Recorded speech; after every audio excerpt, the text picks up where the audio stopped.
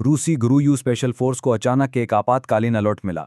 एक अज्ञात जीव जंगल की गहराइयों से 66 मीटर प्रति सेकंड की रफ्तार से उनकी ओर बढ़ रहा था। सभी सैनिकों ने अपनी अपनी इंफ्रारेड गन तैयार कर ली। ऑटोमेटिक इलेक्ट्रोमैग्नेटिक तोपें सक्रिय कर दी गई। कमांडर ने हेलमेट का थर्मल लेंस नीचे किया, पर वहां कुछ नहीं था। टीम ने सोचा ये कोई फॉल्स अलार्म है, लेकिन तभी हेडक्वार्टर से दूसरी सूचना आई कि दुश्मन 2 किलोमीटर दूर है, संख्या में भारी है, आकार मानव से कई गुना बड़ा, और चारों ओर एक तेज विद्युत चुंबकीय क्षेत्र फैला है। जैसे ही सैनिक सतर्क हुए, बेस के पीछे पूरी जमीन ही गायब हो गई। कमांडर ने शियोतियान कुत्ता रिहा किया और फ्लेयर छोड़ा। फिर दूसरा सिग्नल। तभी खोजी कुत्ता भयानक चीख मारने लगा।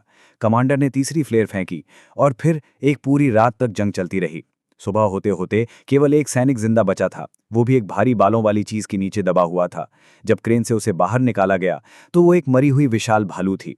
ड्रोन कैमरे ने दिखाया कि भालुओं की लाशों की दीवार ने बेस का रास्ता बंद कर दिया था। कुछ तो बहुत ही बुरा हुआ था। सैनिकों को बिना रुके एक नई घटना की जांच के लिए भेजा गया। जैसे ही टीम एक बड़ी इमारत में घुसी, आसपास दर्जनों इंसानी लाशें पड़ी थीं। कोई जख्म नहीं, कोई खून नहीं, सब जैसे एक साथ मर गए हों। एक महिला पत्रकार डर के मारे सन्न रह गई।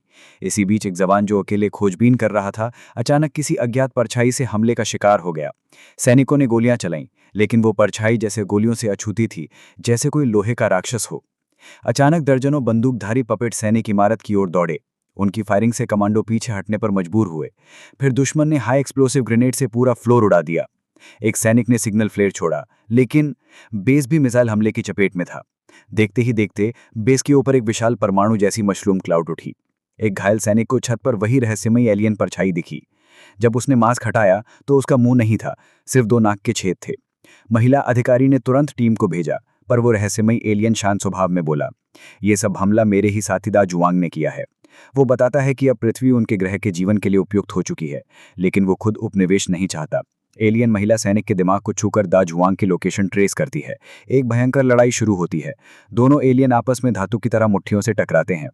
आखिर में सैनिक एक व्हाइट फॉस्फोरस बम को दा जुआंग के सीने में डालता है और उसे जलाकर राख कर देता है। एलियन महिला अब सच्चाई उजागर करती है। वो रूप बदलने की शक्ति से महिला अधिकारी बन जाती है और असली महिला अधिकारी की मौत हो जाती है। एक जवान सच्चाई पहचान लेता है और एलियन को पकड़कर ऊंची बिल्डिंग से कूद जाता है। एलियन की ताकतवर हड्डियां बेस झटके से चूर चूर हो जाती हैं। अभी सब कुछ शांत भी नहीं हुआ था कि आकाश से एक विशाल एलियन स्पेसशिप प्रकट होती है। अंदर भरे थे हजारों एलियन भ्रूण, जो इंसानी बच्चों जैसे दिखते थे। सैनिक समझते हैं कि अगर वे जाग गए तो मानव जाति खत्म हो जाएगी। वे पाइपलाइन तोड़ते हैं, पर बहुत देर हो चुकी होती है। एलियन बच्चे जाग चुके होते हैं। वे दिखते तो हैं मासूम, लेकिन उनके इरादे क्या होंगे? ये अंत नहीं, बल्कि एक नई शुरुआत है। पृथ्वी अब उन्हीं की है, या शायद आखिरी लड़ाई अभी बाकी है।